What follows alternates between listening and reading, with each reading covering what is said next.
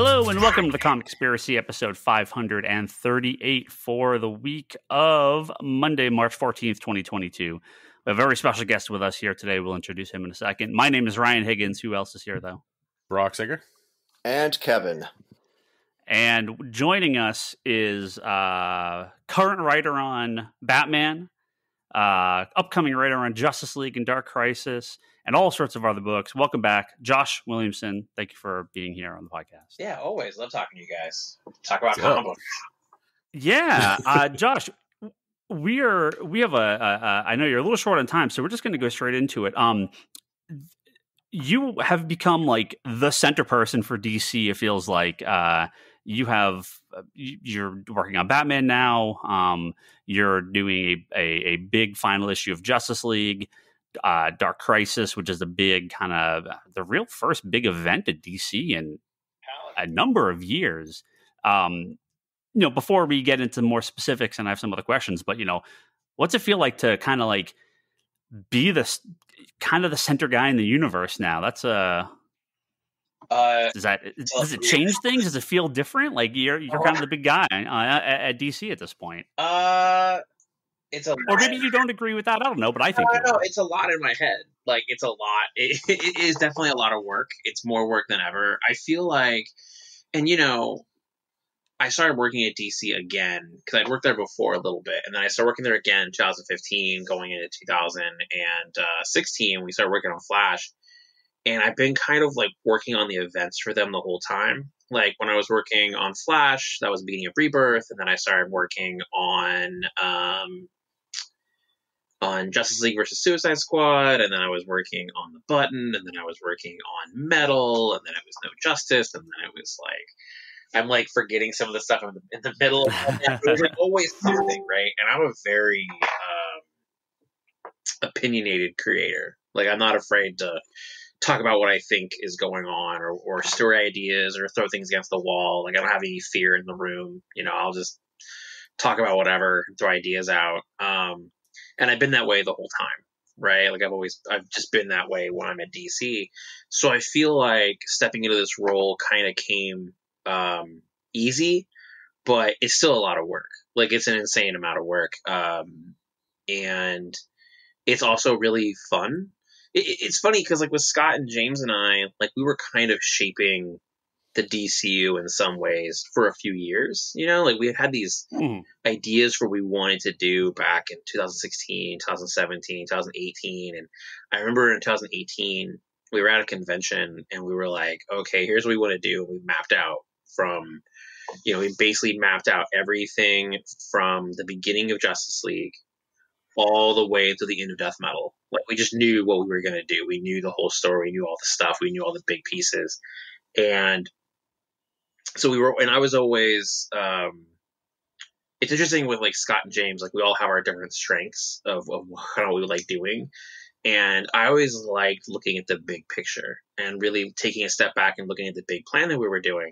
So when it came time for Infinite Frontier and James was kind of in Batman land and creator owned land, and Scott was gearing up to go do, Comixology and do Scottober, right?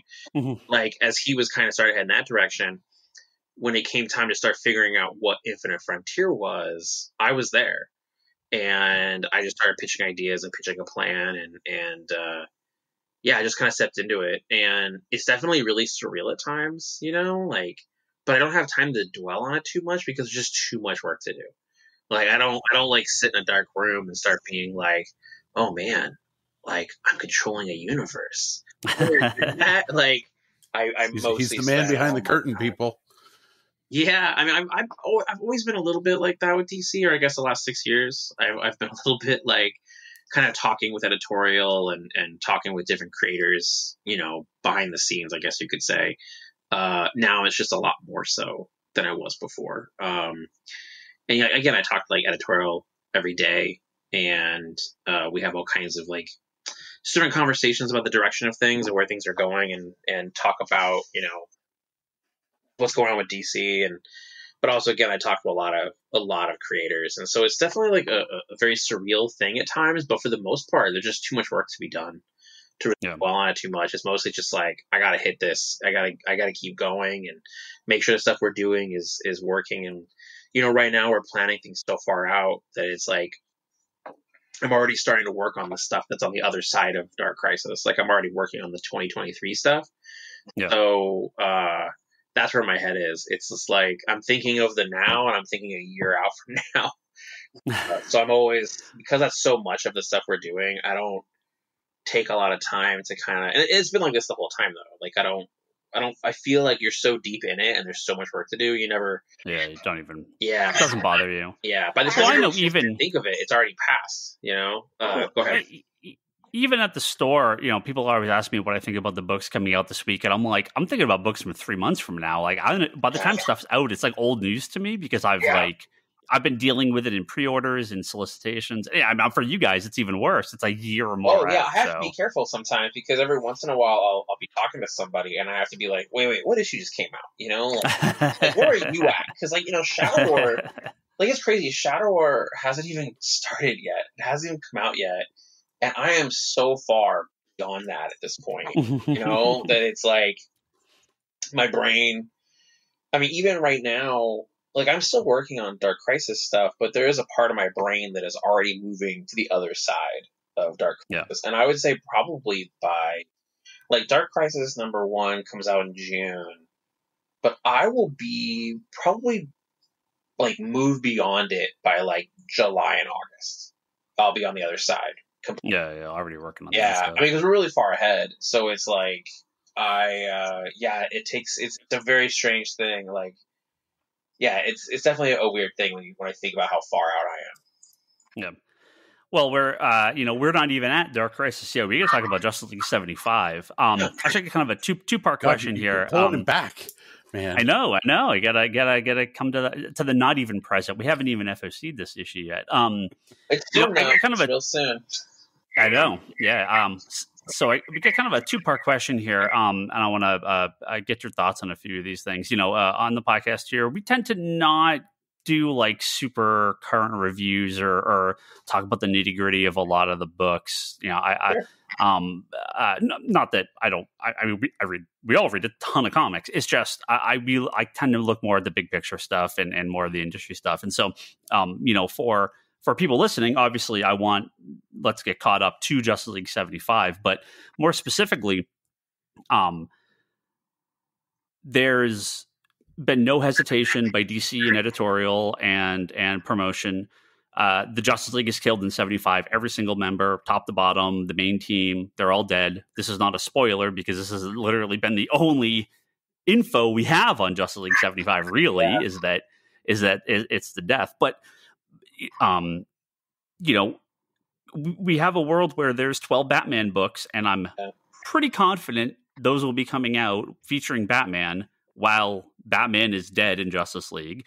There's Superman titles, there's a Flash title, there's a Wonder Woman title, and obviously I don't know all the crossovers. I don't know everything that's going to happen. I don't know anything that's going to happen. We haven't said all the crossovers yet. We'll be revealing some of them this week. But yeah. Sure, but I assume we're still going to have some Batman books coming out. So, not only... Let's get listeners caught up to kind of what leads up to Justice League 75 because Infinite Frontier just finished up. I'm sorry, Justice League Incarnate just wrapped up, which was fantastic too. By the way, we can talk about that. But also, how do you pitch death in comics to fans that are one, maybe newer and are like, oh my God, they're going to kill Superman and Batman. What does this mean? And to us longer time fans that I don't want to say we rolled our eyes at death of comics, but we understand that there will be a Justice League comic again down the road at some point featuring Batman, Superman, and Wonder Woman. Oh yeah, of course. Yeah. As a creator and as as someone that works in these titles, how do you pitch that thing to both of those audiences? Because they could be, they're very different audiences. I think people have different expectations. Yeah. Well, to be honest with you, I put that in the book. All those questions are actually things that are said inside the books because there's a scene in the Dark Crisis Road to Dark Crisis special that comes out in May. There's a scene in there where John Kent goes to Nightwing and he's just like, oh my god, the Justice League are dead, like what are we gonna do? And Nightwing is just like, your dad died, right? Like, this has happened before. They've all died before. And John represents that side of the audience that's like freaking out and is like, oh my god, are they really doing this? Are they really gonna kill them? And then Dick Grayson represents the audience that's been around and knows and has the experience, and they're like, everything's gonna be okay, right? Like, this is okay. And I wanted to put those emotions into the book because I feel like the idea of what death is in comics, I always had this theory that what we talk about out here about the characters, they also talk about. 2 years ago, I was in the DC offices, and this is when we were, still working on the infamous timeline. And I remember being in the office and looking at a time. It was a 10-year piece of it, right? Like looking at this is the rumored 5G. Yeah. Well, stuff that whatever bits of that might still little bits have kind of trickled out through the years. So Dan had showed it at a panel. He showed it, so I'm not like telling you it's not a secret or whatever. But Dan had created this gigantic timeline of like the history of the DCU, and I was looking at it, and I was like, there was a 10-year time span where I realized that like almost every member of the Justice League had died twice within 10 years, and I thought that was or 10 years, not of our time, but 10 years of their time, right? And I was like, that's so interesting. Like, how does that affect them, And we were having this over conversation with the characters, and I was like, we were talking about how they must react to that information if they know that, And I was like, can you imagine if you're Amanda Waller and how Amanda Waller is so obsessed with the superheroes and thinking that they might get out of control one day, and so she needs to have something to put them down. And I was like, Amanda Waller realizes all these people have died twice. They're essentially immortal, right? They beat death. Like, how do people react to that? And so that was 2 years ago. And I've always been kind of obsessed with that idea of like, what does death mean inside the DCU now? Like, how do these characters react to when someone dies? Do you become skeptical of it or not?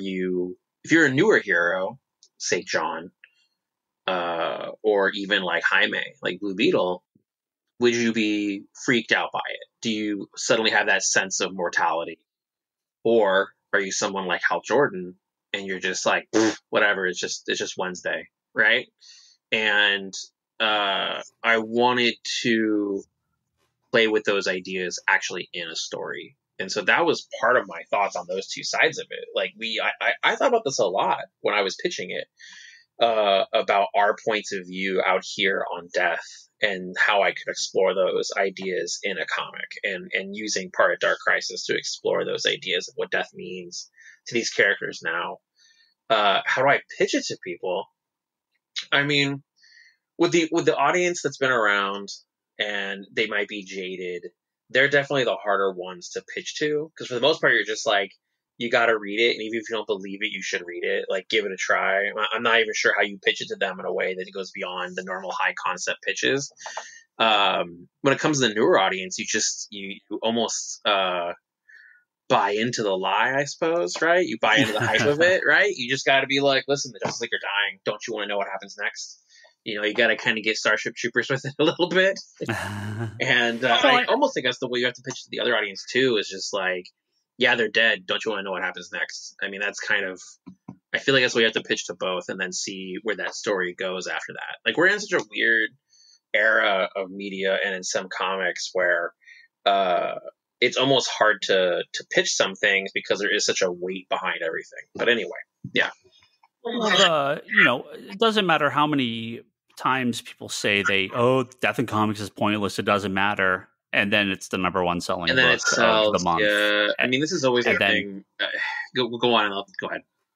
No, yeah, that's what I was going to say. Yeah, the people, I think, were still willing to check it out. I think it was Scott Snyder had said a little while ago in an interview I was reading. He said, he kind of approaches a lot of these books as like, it's his world. He's going to kind of break everything, sort of puts it back together at the end and gives it to the next person. Yeah, that's exactly what you're, yeah, you're always handing that baton back to the next person. Like, I think, even Grant would talk about you have to give every book you're working on a birth and a death, right? Yeah. Like, and that's something that Scott's thought of, it's something I thought of with Flash, and I wish I'd done a little bit more of that with Flash sometimes, because I was so precious about that character and so precious about the mythology around that character, because I love that character so much that I was very protective of it. And I'm still protective of certain characters. But with this, I was just kind of like, I don't know, we know it sells. That's one piece, right? It's consistently proven it's sold. But for me, I'm kind of like, why not? Like, why not try this story? It's like, sometimes with stories, the moment someone tells you not to do it is the time to do it, right? And I felt like this was something with this idea when I pitched it, the Justice League would die and they would lose, and how it would work. There were people that were kind of like, oh, I don't know, do you think that's a good idea? And I'm just like, yes.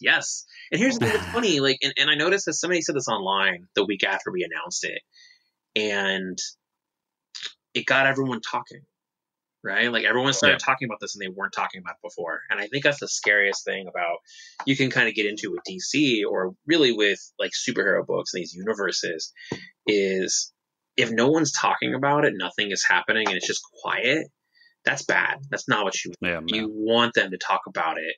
And they might be skeptical of it. And I'm sure you've seen this, working in the store, and I worked at a store for a really long time.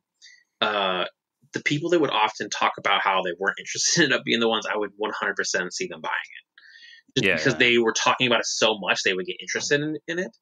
But yeah, I mean, well, go ahead. There's a weird belief from a lot of fans too that, like, Josh is killing the Justice League. He must hate them. Dan Slott, of everyone that I've ever seen, nobody loves Spider-Man more than him. And yet he killed Peter Parker, and people to this day scream at him. And he's like, I love Peter Parker. Oh, yeah.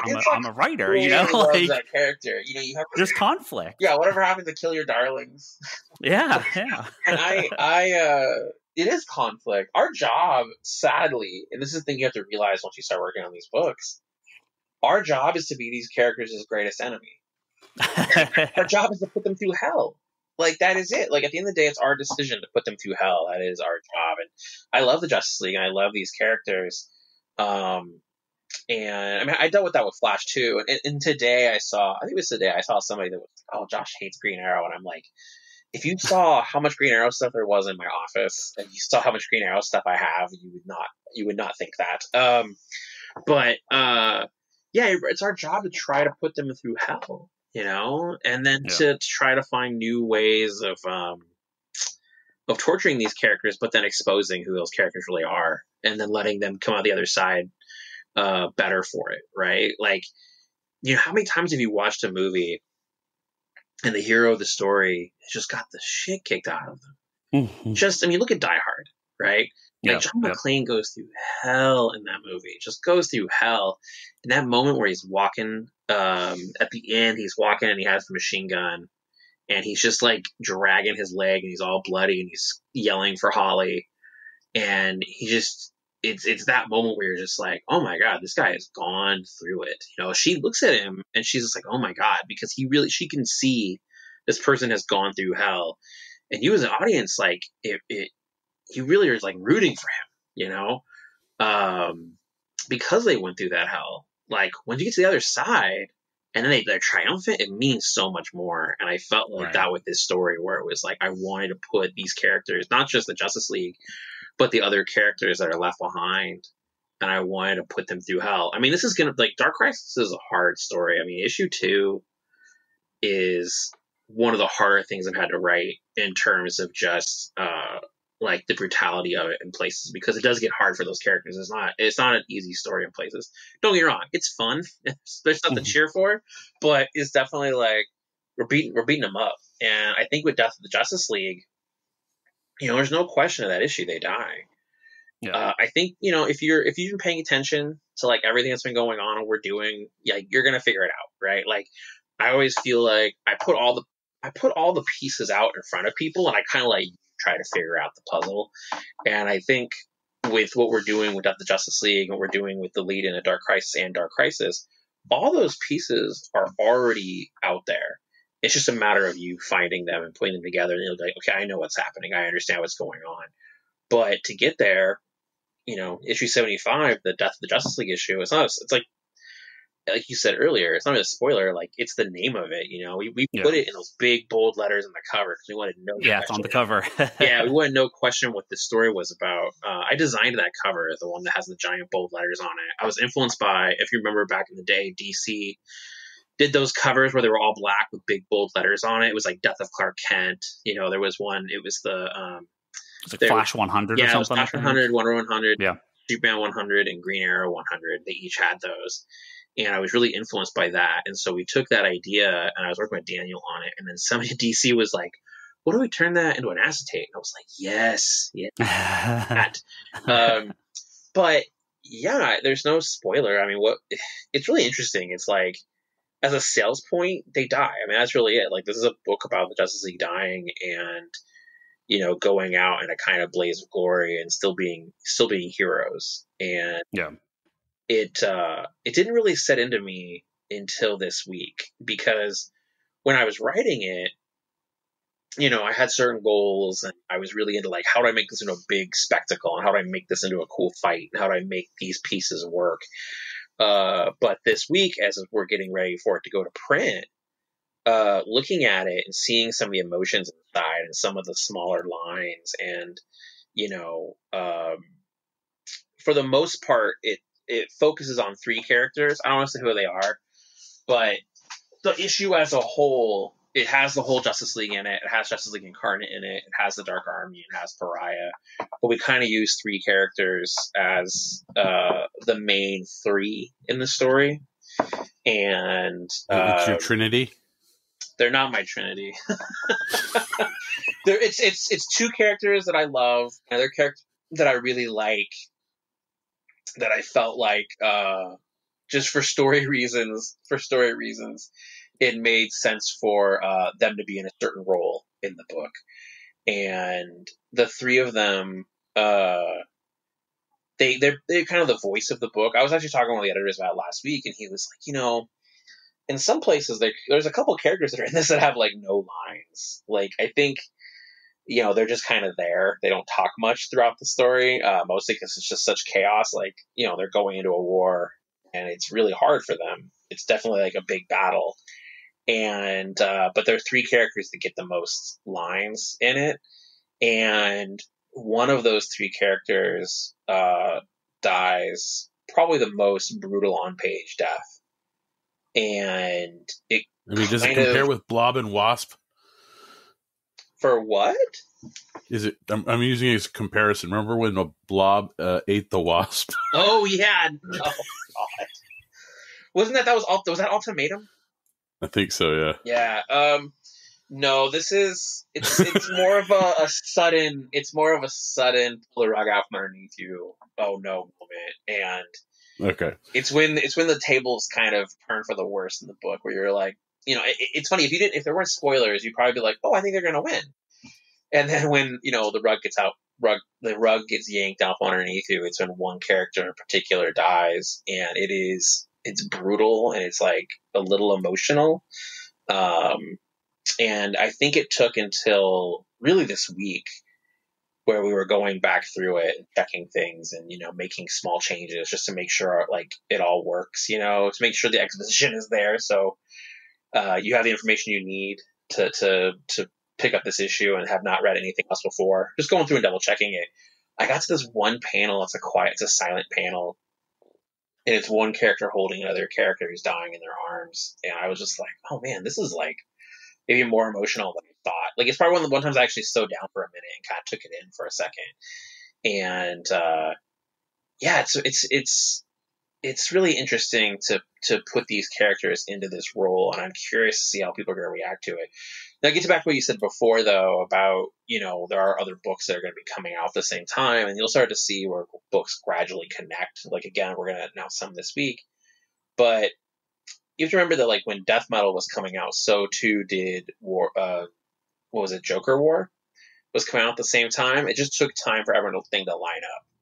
And that's how I see the stuff that we're doing now with Death of the Justice League and Dark Crisis. It's going to take time for everything to line up, but it will eventually line up. You'll see how everything ties together, and you'll see how everything is impacted. I got a question about Dark Crisis. I think Kevin had something he wanted to. Please. You had a question there. Yeah, if we could pivot from Josh the writer to Josh the non-jaded comics fan back in the day. Just temporarily, don't worry, we'll get back to it. I was wondering, as now fans who might roll their eyes, back in your day as a reader / collector before you were in the business, were there any specific comics deaths that you look back on that you had a special affinity for or were especially moved by, whether it was a big event or just a quote-unquote regular death in a comic as a reader?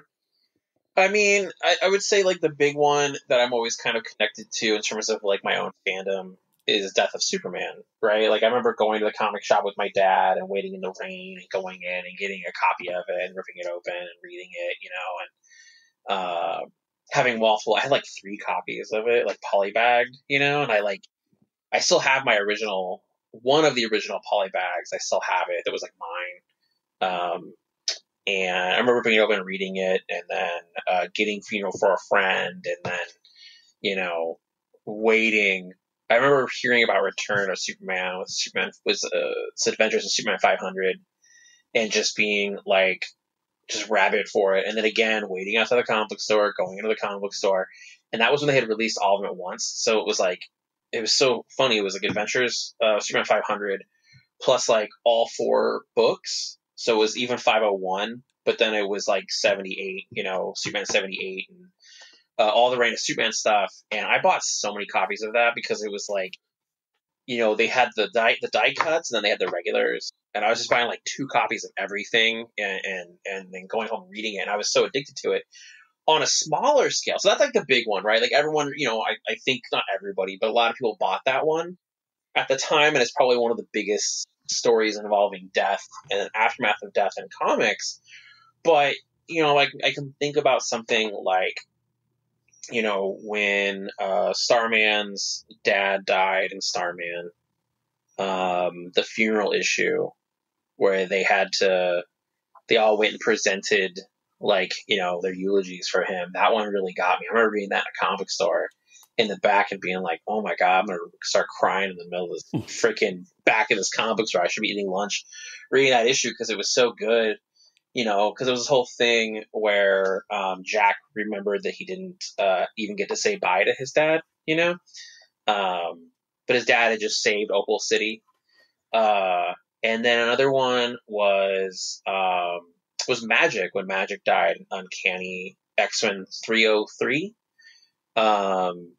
That one got me because she died of the legacy virus, and I was pretty young when I read that, and I didn't actually know that much about the character. Like I knew a certain context, but I didn't know her as like Magic from the New Mutants, I knew her as this, I was reading X-Men regularly, but I wasn't really a New Mutants person. Like I'd started reading those characters toward the end of New Mutants, not early New Mutants. So you're getting more into like the Rob Liefeld time period when I started reading those characters. But I was reading X-Men and Uncanny and X-Factor, but I hadn't started reading that. And so I didn't understand or know the convoluted history of this character who had suddenly been reverted back to a small child. But I just knew that Colossus's little sister had gotten the legacy virus, and that was scary. And, knowing that, and I think right after that was when it was revealed that Multiple Man had it and stuff like that. Like all of that, I think that issue definitely impacted me, reading it when it came out. Was that one. I remember that cover, it's that white one with Jubilee and Jean Grey on it. I'm trying to think of any other ones. I think there's been some like in Daredevil, when Karen Page died. I thought that was really emotional. It was the Kevin Smith stuff. And then I'm trying to think what else there's been that really got me. I think those deaths, I remember reading Zero Hour, but I think even then with some of these, reading Zero Hour when Green Arrow had to shoot it at Hal, and reading Found Night when Hal died again. I really kind of I feel like I wasn't jaded by it. I guess I just understood that's how it worked by then. Like, I understood they'd come back, but it didn't take away from my, like, emotional connection to those stories, especially when they're just really well done, you know? I wasn't as jaded, I guess, by the idea of death in comics. I feel like those are ones that I felt definitely like emotional reading. Nice. Well, I think as long as the event is well done, as long as it's an interesting story, I think a lot of readers, even newer fans, understand that, this is fiction. Let me tell you the story. So, a few years ago, when Infinity War came out, I saw it in the theater, right? And I loved it. When Avengers Infinity War came out in the theaters, I loved it, right? So when it came out on Blu-ray, I bought it and I showed it to my wife. Now, my wife has watched most of the Marvel movies, but not all of them. Like, she has holes, but she's seen majority of them. She's seen at this point, right? And so we're watching Infinity War, and Infinity War ends, and she gets up, walks out of the room, and points at our TV and says, "Fuck this movie." I was like, what? And she was like, "Fuck this movie. They just killed all my favorite characters. Fuck them." And she walked out and went upstairs to bed. She was so pissed off. And I was like, It's part one. It's part one. No, I was like, honey, listen. Don't worry. And this is, again, remember, this is when this came out. So, like, this is long before we had any idea what Endgame was really going to be about. You're talking about a few months later. I'm like, listen. Captain Marvel's going to come and she's going to beat Thanos. It's going to be all right. And she was like, no, she's not. Look at what he just did. Like, I mean, she bought into it. It was, let me tell you, magic. Like, I wish we could sometimes capture that. And that ability of her to just watch it and just take it for what it was, right? Like, I remember she was not going to watch Endgame. She wasn't going to watch it because she was like, whatever thing they come up with to beat him is going to be bullshit. And I was just like, no. And I was like, listen, this is what I think is going to happen. I had my theories on it. This is before, I think, some of the time travel stuff got leaked, like a little before the movie came out. But I was like, listen. Like, I think these are the things that are going to happen. And Captain Marvel, she's going to come. She's going to save the day. And she was so mad. And I remember laughing, and I was like, listen, there's a Spider-Man movie coming out.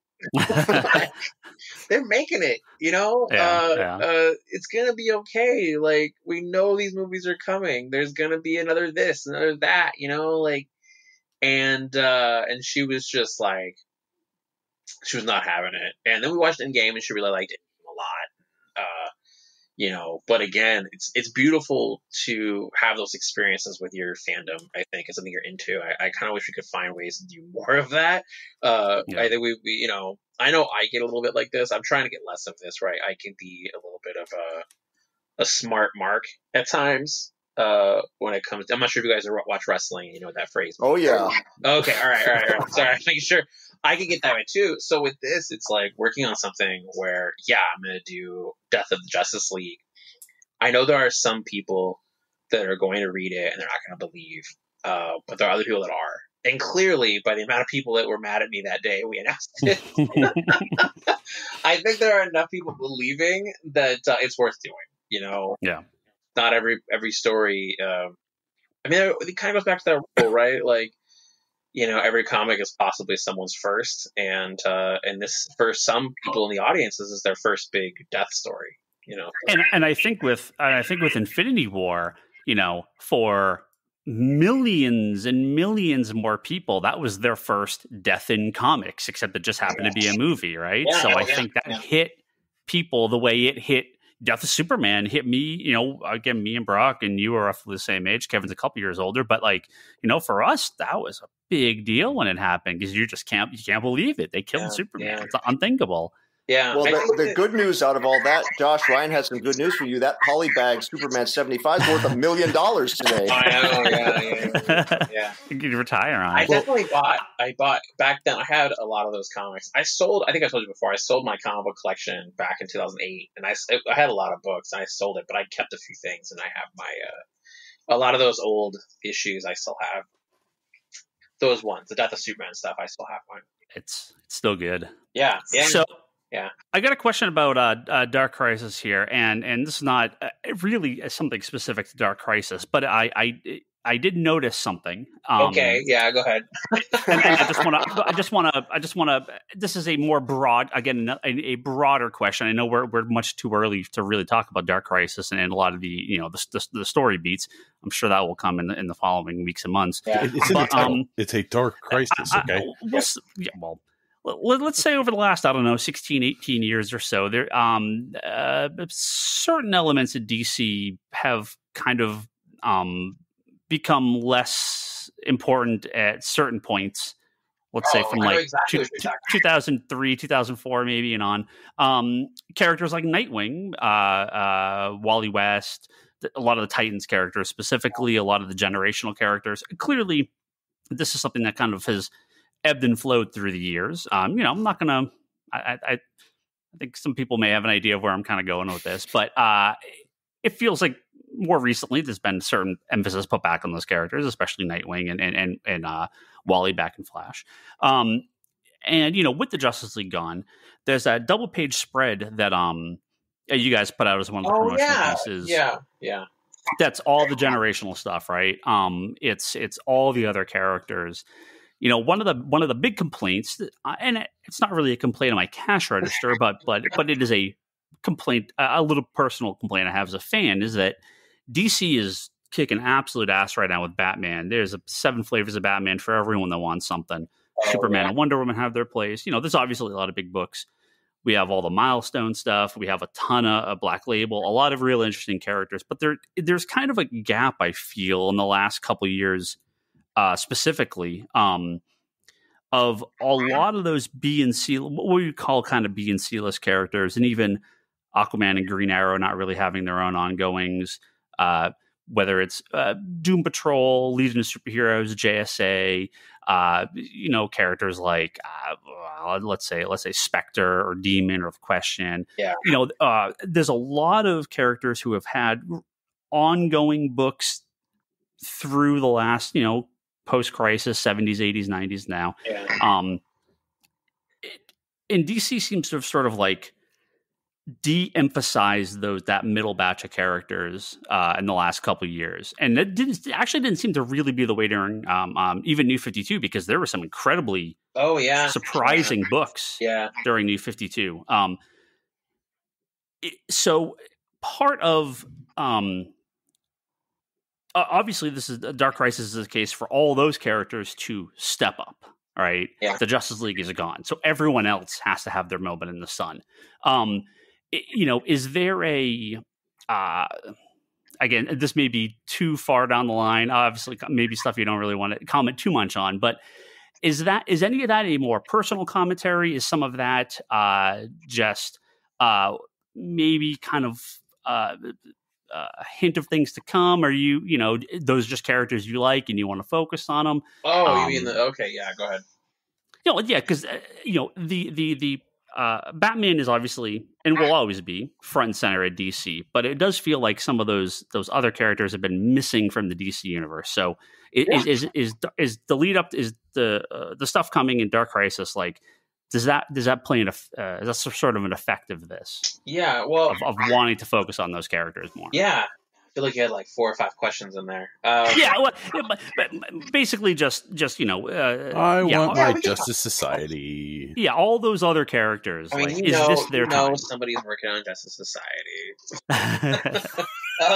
Well, not me. I'm emulating Ryan. He's like, I want my Justice Society. I want my Legion book. I want this. So here's the thing. I agree with you, and I actually think because every once in a while I'll see that commentary of like, oh, there's too many Batman books. There's too many Batman books, or there's been too many Batman books, and I kind of look at that, and I kind of laughed to myself because, again, I worked at a store through a good chunk of the 90s and part of the 2000s, and I'm like, whoa, back then there were way more Batman books, and There's always been a lot of there's Batman. always been a lot of Batman books. And you look at New 52, there were a lot of Batman books. When you're considering, especially if you start counting everything as a Batman book, if you're like Nightwing and Birds of Prey and Azrael, if you start looking at that as all, and Robin, if you're just like, those are all Bat books, there have been historically a lot of Batman books. However, and this is where I think the challenge comes in, is that it's because there isn't a lot of everything else, right? Like in the 90s, there were 5 Superman books. On average, you've had 2 Green Lantern books for a pretty long time. There were 2 Green Lantern, right?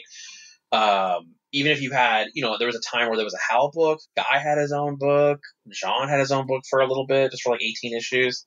When it was Mosaic, everyone, Titans, there would be Team Titans, and then there would be Teen Titans. There was Justice League, there's like International, just like Task Force, Justice League Extreme, Extreme Justice. I'll get the title correct. Historically, that's Armor Booster Gold, baby. Oh, I know. Historically there has been a lot more of the other books, and I think that's been kind of missing, and I think that's part of it. And so the most I could say is yes, and DC knows, and just wait and see. Like, I think the stuff that we're talking about right now, and I think they're very aware of it.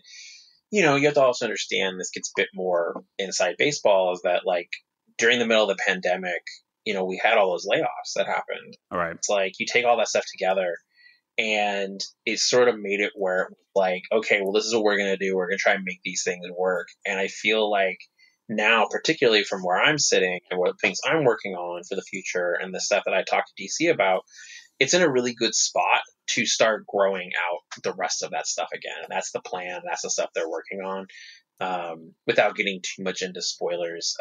But yeah, one of the things that I really feel like, Rebirth did a really good job of restoring the core of the DCU, and a good job of restoring kind of that, like, how do I put this? Yeah, just kind of the core of things, getting back some pieces of the past that had been missing, and some of the tone that had been missing from DC. But we were still missing like sidekicks and generational history and the legacy pieces. All of that was kind of missing. And for me as a fan, and I talk about this a lot, like when I started reading DC, like a lot, when I started being like, I want to read every book and I'm going to start consuming everything that is DC, it wasn't an era where all these new things are being introduced, right? Like you're coming around to Reign of the Supermen, giving us Superboy or Connor and giving us Steel. And then we got Kyle coming, and Bart and Tim Drake, and even, Artemis had been around for a bit, but Artemis, taking over as Wonder Woman.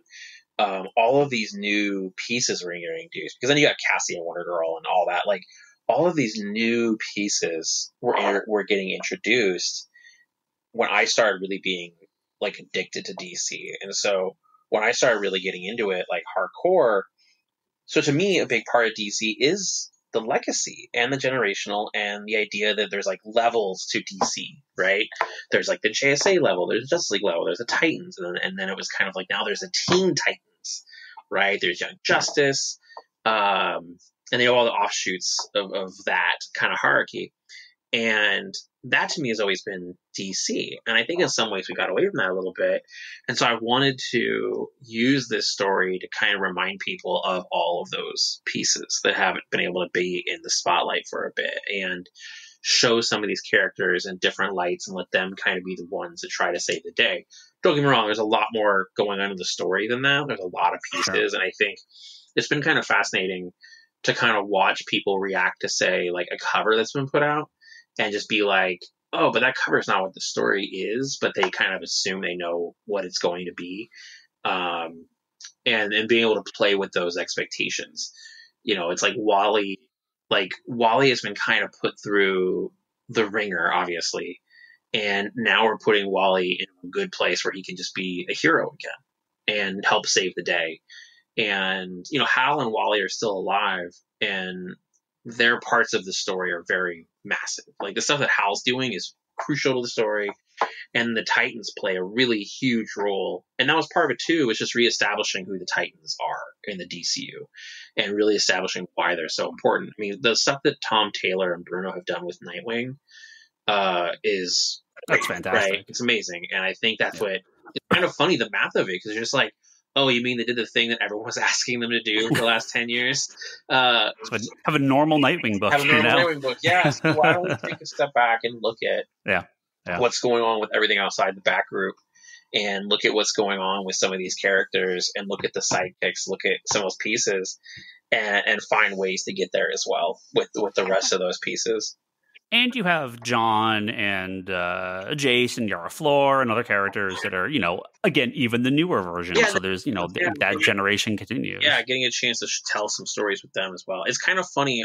There was a cover that came out recently that the artist posted. This is the new Justice League. And both Daniel and I were like, oh man, people are going to be in a shock when they read this book, and they're not really they're in the book, but there is no Justice League in the book. So it's going to be really shocking for how people react to the way the story progresses. Yeah. And the stuff that happens. All I have to say is that Pariah cover, that Chris Burnham Pariah cover, where he's sitting on the long box of comics, that had better be in the comic, or I'm going to be pissed, because that's the best. That's my favorite. That's my favorite cover of the year, and I want that statue. You know that Burnham, did you see this? That Burnham actually, he took long boxes and he made that chair. There's a picture of Burnham. He posted that. Yeah. It's amazing. He did that first. Burnham has been really fun. There's a couple more Dark Crisis Burnham things coming that he did that are really fun. That cover's incredible. Yeah, I want to try to find places for fun in this story. And Pariah's just losing his mind, so having a fun cover like that was really cool. You mentioned, planning for 2023, getting some of these characters back in the spotlight. You were a comic creator on Twitter and social media, so clearly that Marvel and DC are bankrupt. They're going out of business. Everything's over. The entire industry is collapsing. And so why did we order all those backboards, man? Any minute now, it's all done. I don't ever want to put creators on the spot, because I know they obviously have to interact with fans in a very different way than someone like myself or other fans have to do. But, you were working on books that would be coming out in a year plus. Yeah. You have friends in the industry at Marvel and Image and all the other companies. Yeah. Do you, other than just the anger that, people have towards parts of the industry, I mean, do you understand this want or need for the industry to collapse, or is this something that's kind of always been around? I feel it's always been around, and I feel like Joe Quesada said this maybe 2 years ago. Joe Quesada did this whole tweet about it where he was like, I think that it is now a part of the DNA, the makeup of comics, that we all kind of have this, the sky is always falling attitude. So when I was working at the comic book store in high school, I remember coming into work one day, and I come in, and the owner is in a bad mood, and one of the other employees was upset about something, and then the manager was like, oh, you didn't hear? I'm like, well, what happened? What happened? He's like, Marvel filed for bankruptcy. And all of them were like, it is over. They were like, last time it legitimately, they filed for bankruptcy, and it was it's a big deal. Done. It is over. And I remember being like, oh my god, what does that mean? And they had no questions. They were like, well, it depends on this and this. They're gonna try to do this, and the owner was just like, it's done. This is it. It's over. And it was this whole thing of well, what are you gonna do? And he was like, I don't know. He was trying to figure out what happens if Marvel books stop coming, and he was trying to game out in his head, and I remember being again, I think this happened, I was 16, maybe, I think I was 16 when this happened. So I remember just being oh no, I'm out of a job. And that's not what happened.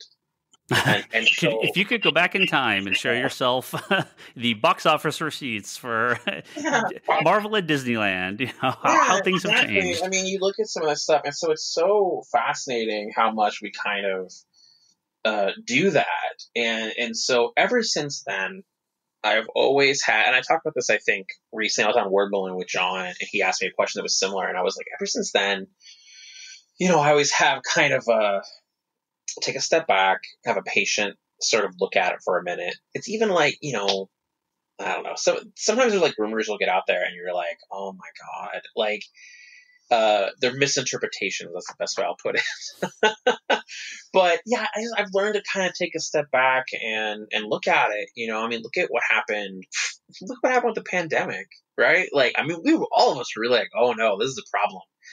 And then turned into these like great years where people were making money, and all of this stuff kind of came through those years. And I know it was really hard, but we survived.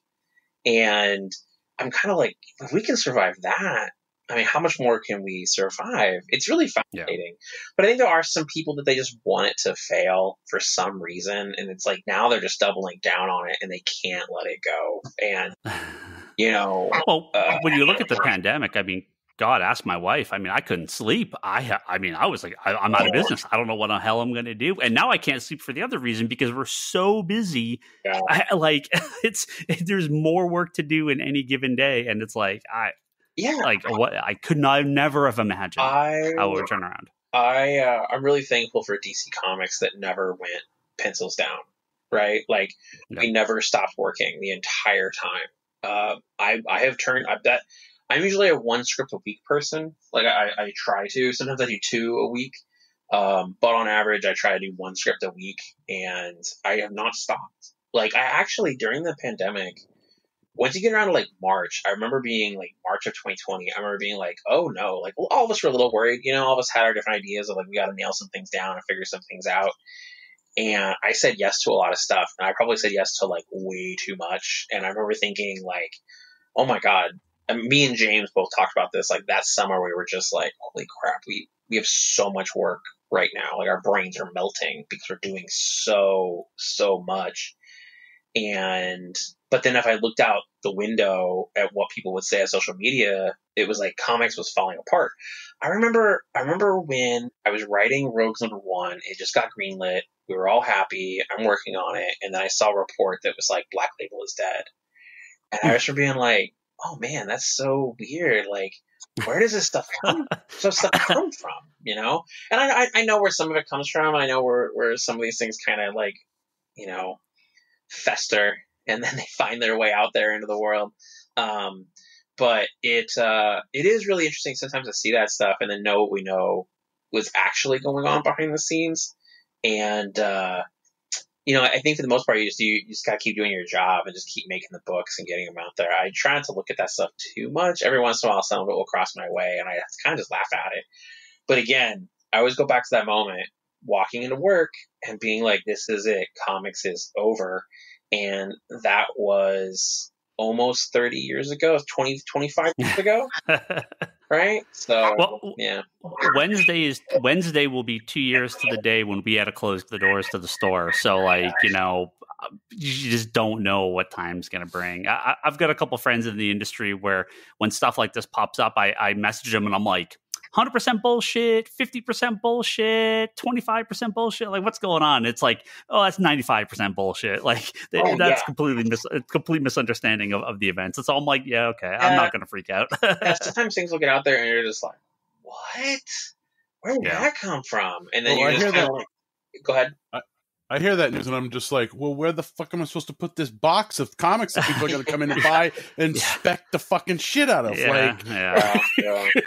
It's so weird. It's such a wacky. Our industry is in such a wacky spot right now with some of that stuff, with like the amount of misinformation that's out there, and you kind of have to just be like, I don't know. It's a funny kind of thing. You just have to keep, at least from my point of view, is it's like I have to just keep working. Those people that are saying we're doomed are like the Dread Pirate Roberts. Oh, you did good today, but I'll probably kill you. I'll probably kill you in the morning. Yeah, I know. I know you got to go, Josh. I think Kevin's got one quick one before you get out of here. Yeah, we could do it on your way out the door question. While given the amount of material that you're writing, reading comics may not sound like a fun, relaxing activity. I'm wondering if you could share anything that's on your pull list right now you're particularly enjoying, anything that's making you want to up your game. by, it could be DC or anyone. Oh, I still read a lot of comics. Like, I mean, that's a whole other conversation we could have. I read a lot of books, not just for research, even though I read a lot of stuff for research. I mean, I'm reading comics every night, mostly for research at night, but I still read books on Wednesday and Tuesday. I still go to the comic book store. A book I read recently I really liked. I really liked Punisher #1, the one that Chase and Aaron did last week. I really liked it a lot. Like, I like Punisher is a character I've always kind of liked. But there was a part of me that felt like maybe he needed to be put away for a little bit, like on a shelf. And then when I read #1, I'm not sure if you guys have read #1 or not, but I remember reading it, and the first couple of scenes, I was like, oh, are they doing this? No, they're not going to do that. And then you got to the ending and was like, oh, they are doing that. Ooh, okay, I'm here. I want to see this. What else have I been reading? I read a lot of creator-owned stuff. I'm glad to have Saga back. Trying to think of like not just the Marvel and DC stuff. Like, I read Hulk. I still read the stuff that Donnie does. Like, Donnie's my friend, so I don't just read it. This is my friend, but I've always liked Hulk, and I like what him and Ryan Otley are doing. And I'm really behind on X-Men stuff right now. With DC, I just read everything DC just as part of my job, but there's a few books that I really like, and I think the stuff that James is doing with Nightmare Country is really, really great. The Sandman Presents story. Oh, soft spot. Yeah. That Jenny Friesen cover. Why couldn't it have been open order? Oh, I know. Well, because they want you to order it. They want you to order 100 of them. Or it's 1,000, right? No. See, we would order 100 of that one. Yeah, I know. It's crazy. God, what else? I'm trying to think what else I read right now. Because I still read a lot. What is something I read? Yeah, Punisher was the last book I read last week, and I really liked it. I'm worried about accidentally spoiling something I'm working on, so I'm trying not to. I'm trying to be really careful because I'm reading a lot of books right now for research for stuff I'm working on next year, and so I have to be really careful with that. In my office right now, I have a giant Once in Future hardcover. That's good. I read the first couple volumes. That was really good. I really liked the Me Love in the Dark, the Scotty Young and Jorge Corona. Me Love in the Dark. That was great. Yeah, it was real good. I've been reading all of the Brubaker and Sean Phillips Reckless hardcovers. I know there's a new one coming out. I'm in the middle of the last one. Did you read The Many Deaths of Layla Starr? I read the first 2 issues of it. I fell behind. I really liked it. I liked issue 1 a lot. I remember when Rom sent it to me, and then one time I told Rom I was behind, and then Rom sent me all of the PDF email. And I was like, I mean, I'm not going to read them right now. Yeah, I really liked that a lot. God, I'm trying to think what else I read. I mean, I read... Here, give me a second. If you give me... I'm going to look around my office and grab my stack here. Didn't mean to put you on the spot there. No, that's okay. I mean, I totally meant to put him on the spot. Yeah. I really like that Moon Knight book. I think that Moon Knight book is good.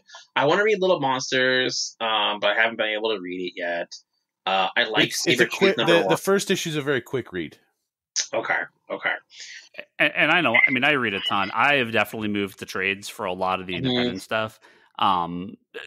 Just out of it is just easier to catch up with, and it's like, oh, you sit down and read the whole story. I have 1,000 Marvel and DC plot lines going around in my head, and you throw in some independent comic, and I'm like, wait, I don't remember what happened. Yeah, Batman's not in this. I forget. I really like Tom's Human Target. I know how it ends. So I have to be no spoilers. Yeah, I know how it ends, but it doesn't change my.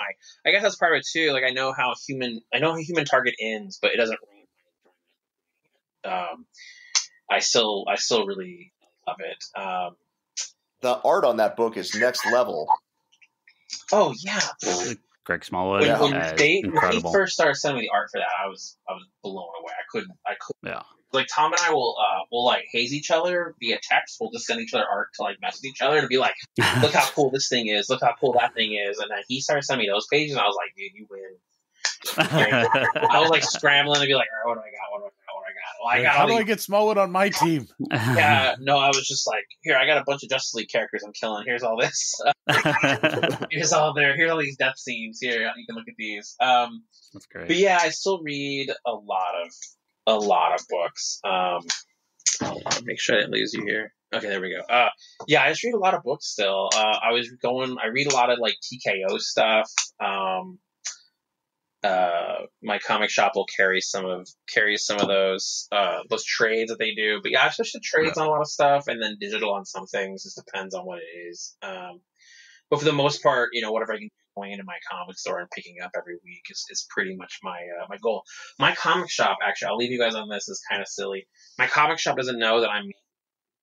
So I'm able to go in just completely anonymous. And I usually go with my daughter, and I'm able to just like listen or buy my books. I don't talk about anything that's going on, but it's really fascinating to go in and like listen to other people talk about comics where they don't know I'm in the room. That's great. And so I'm able to kind of catch a little bit of sort of what's going on, what people are asking about, what they're interested in. It's really kind of an interesting way of going about it. But yeah, I don't even have a pull list at my shop anymore because of that. Because I don't want to tell them who I am. I just go in, I pick up my books every week, and I grab them off the shelf. Chris Conroy came in a couple months ago on a Wednesday, and everyone's masked. It's a Wednesday; it's super busy. Yeah. I've never met him in person. I mean, we talk online occasionally, but I've never met him in person. And he must have been there for a half an hour, maybe 45 minutes, wandering around with a friend of his. And I have no idea what conversations he heard or what customers said or even what I said. But that's then he introduced himself, and I'm like, oh, hey, suddenly it's a very different conversation. Yeah. So, I mean, that must be very cool to, kind of just hear what people are saying, unfiltered, without fear of like, oh, I've got to say something specific. Yeah. I don't want to hold back. So, well, because I remember working at the store, and I think I'm always still that person at the counter in some ways, like still selling books. Like I'm still kind of in that mindset of like, how would I sell this if I was at the counter? And so being able to be in a shop and just listen, like the comic book store I used to go to before I moved, they knew who I was, and so I would just sit there and ask the owner like a million questions. But you still get a bias, like there's still they don't necessarily want to tell me the truth. I have a couple of when is Birthright hardcover coming out? Oh. Well, yeah. I'll ask hard questions. No, we're getting close. That's the most I can tell you. We're getting close. We have a lot of talks about it. Yeah, sorry. We're getting close. No, I just don't want to. I don't always want to talk about things too early, but we're getting close. That's the most I can tell you. That's fine. Yeah. No, we'll get there. But yeah, I gotta go. Yep. Justice League is getting close. Justice League 75. FOC's pretty soon. Dark Crisis. Josh, it's great to have you on. Yeah, and if you're thank you very much. Well, I was gonna say, if you're listening and you're, I know we didn't get too deep into what it's about, but if you're worried about, you haven't read a lot of DC this year, you can pick up Justice League 75 by itself. We made sure that it was you could pick it up and get caught up on what's going on, and then dive right into the story. As most of these big events, you figure you're going to get a lot of first or new readers or catch up people. So yeah, hopefully that's I think that's usually the case. I just hope they come into your store and buy books. That's what I care about. Yeah. I mean, we've always been DC heavy, so yeah, definitely got a lot of subscribers to Justice League, and already people pre-ordering Dark Crisis, not even in the system yet, but many requests. So yeah. All right, I'm gonna go hang out with my wife. Yep. Josh is great company again, and we'll catch you on the other side of Dark Crisis. We can, when everything's said and done, we can kind of touch base and see what's going on. Yeah. All right. Awesome. Thank you guys so much, and I'll talk to you guys later. All right. Talk to you soon. Bye. It was great having Josh on. Always love getting some behind the scenes stuff, and that's when I had talked to him, kind of when I messaged him earlier, I said, the books can speak for themselves, spoilers. I don't want to spoil stuff, not really going to ask for any of that stuff, but I'm always interested in, kind of what creators think about kind of some of the bigger questions of the industry, because, I'm sure it's on their mind as well. And, the companies have to be aware of the stuff too. But, before we go, I want to touch base on Jla Avengers, because we got our copies. I opened the box. I know. Sorry. I was like, oh, I know what's in this. Damaged stuff. one got a little more ding than I would have liked, but it's fine. It's actually totally fine. So if you've been following us on social media, you've already seen this. If you haven't, we'll really give you a little info here, what we're doing. So Jla Avengers, The Hero Initiative, we got a handful of copies. We got 5 copies that we're going to be selling or raffling off. One is on eBay right now. It ends in about a week. That is 100% of the proceeds of that book go to the Hero Initiative. Not 100% of the proceeds. 100% goes to the Heroes Initiative. Like, I'm not taking a penny from any of these. So every penny goes to the Hero Initiative. So what it sells for is what we're giving to the Hero Initiative. Yeah, it goes straight out of eBay. Yep. It's a charity donation eBay auction. So we don't touch any of the money. It goes straight to them. Already well above the regular going price. And thank you for everyone that's been bidding on that. All the money is going to charity. So we hope we get a few more bids before it ends. Bid early, bid often. Bid high, bid often. We have 2 copies that we are going to be sending to 2 people who donate through our Facebook page. So if you go to facebook.com, I think it's just facebook.com/comicsconspiracy. The pinned post there is a charity donation post to the Hero Initiative. And you can donate through there. Any dollar amount, doesn't matter how much. We will pick 2 people that donated and send them a copy of the Hero Initiative Jla Avengers. Totally random. I'm just going to random number generator and pick whoever those numbers are. Someone said it is just U.S. only. They were out of the country and couldn't donate, so I'm not sure how that works. I obviously don't have a way to test that, so it might just be U.S. only. that's unfortunate. I was hoping it would be something international people could donate to. The eBay auction does go through the global shipping program, so even if you're overseas, you can donate that way. That we're gonna pull. I think I put next Monday, so I think you still have a week. It's either Friday or Monday. I can't remember. Huh? For the eBay? The Facebook one. The eBay was 10 days, so eBay should be next Monday. Yeah, eBay is on Monday. A week from this recording. The Facebook one. We also have 4 copies of. I purchased a number of the Hero Initiative 100 projects directly from the Hero Initiative to give away as part of this. So we also made a donation to the Hero Initiative on top of all of this. So we have 4 copies that we're going to also give away to people on that list. These are like the tribute art books that they've done for the Hero Initiative. Mm-hmm. So I'd get just 4 random books, and we'll pick 4 additional winners. Yep, cool. And 4 additional people, and we'll send the books to them. So if you do donate, you have we have 6 items we're giving away, so a decent chance you're getting something. And then in store on Wednesday, starting this upcoming Wednesday for 1 week, so Wednesday through the next Wednesday. So I'm giving people that additional Wednesday. It's our busy day, additional Wednesday to give people a chance to come starting in and donate some money. Yep. So the 16th, we are going to do a raffle $5 entry per ticket. You can buy as many as you want. It's $5 per ticket. And again, 100% of that is going to the Hero Initiative. Cash only, please, if you can. That's very helpful. Pay credit card fees on top of that. But I mean, look, if you're giving me $100, sure, you can put it on the card. But cash is helpful.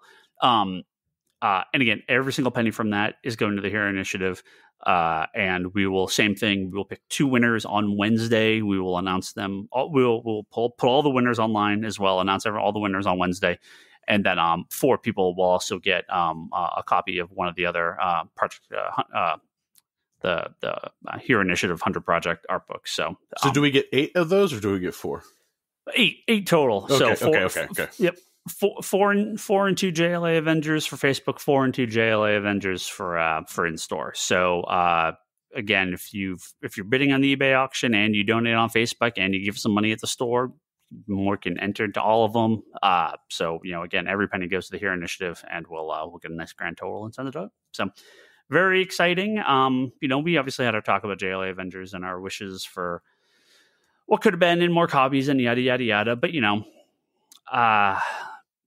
this is AT&T and Disney, and the fact that it happened at all is pretty incredible. I was pretty salty when all that had happened. Tempered a little bit, just kind of the reality of the situation comes in. But at this point, lots of stores donating copies for donation and charity. So a lot of money should be going to the Hero Initiative. I think a lot of stores are doing what they should do, which is the Hero Initiative was using the stores as the distribution because it was the easiest and quickest way to do it. And stores. The Hero Initiative is not set up to ship out 7,000 or 50,000 or 100,000 copies of Jla Avengers. That's not what they do. So yeah, we got the stores. George Perez got to see copies of it. They've been pretty public in his posting of that. So, although the parts of me definitely wish this went a little bit different way. At least we got, we get quite a bit of money from all the stores together for the Hero Initiative, which is great to see. Yep. And that's it. That's all I got. We'll have probably a real normal episode next week. We got some news, although I don't know. It's been a kind of a light few weeks for news, so it's actually been okay. We got some other stuff to talk about. That's all good. It's the calm before the storm. Well, we're going to start entering con season and news and big events happening. And Justice League 75 is FOC. Is it next week? 2 weeks? It's pretty soon. So we'll have another hot take on the industry dying. It never ends. I know that Discovery DC or Discovery Warner Brothers merger is pretty soon, so we'll have more. I'm sure will be more info on that when it happens. But thank you for listening to this podcast. Thank you for all our high-tier Patreon backers. Joe Duff, Kelsey May, Craig Anderson at clearpathcoaches.com, Jimmy Rivera at the Social Forum Podcast, and Talon Bray.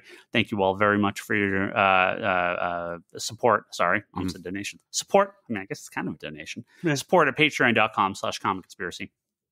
You can go to comicconspiracypodcast.com and Apple Podcasts to find all our previous episodes. You can head over to comicsconspiracy.biz, where you can pick up any comic that we have in store, in shop, at the warehouse. Lots of stuff getting added soon. We're getting ready to get our big inventory slowly added, but lots of stuff should be on our site in the next couple months. Lots of new product. So keep checking that out. ConspiratorBrock.com, Brock's blog, video post, unboxing videos, and other stuff is there if you want to check out what Brock's doing. Wanderers in the Fourth Dimension podcast, that's Charlie's Doctor Who podcast. Make sure you check that out. Don't forget the weekly interview series called Between the Panels at fanbasepress.com. That is Kevin's weekly interview series with a bunch of cool creators. Lots of great people written up on there. And Leanne, my wife, her Etsy shop is etsy.com/shop/Leanne Hill Art. That's where she sells all her prints and commissions. And you can also go see that at leannehill.com. If you're on Twitter, harass all of us. Ryan Higgins, Ryan, Brock Sager, Toby is Toby XI, Charlie is Insanity and Chaos, Kevin is that Kevin Sharp, and the store is ComicsCon Store. And listen to Geekbox. We'll be on next week to talk, I'm sure, more Elden Ring. And Manga Nations are good friends talking about manga and anime. Horizon Forbidden West just gets the shaft. They always come out when a big game, like the first one came out with Breath of the Wild. This one came out with Elden Ring. About that Elden Jesus, Ring. Man. I see enough Horizon stuff out there. It's a very popular game, but Elden Ring is the current dandy of the video game industry. All right. And on that note, I'll probably have to play some Elden Ring. We'll talk to you next week. Goodbye.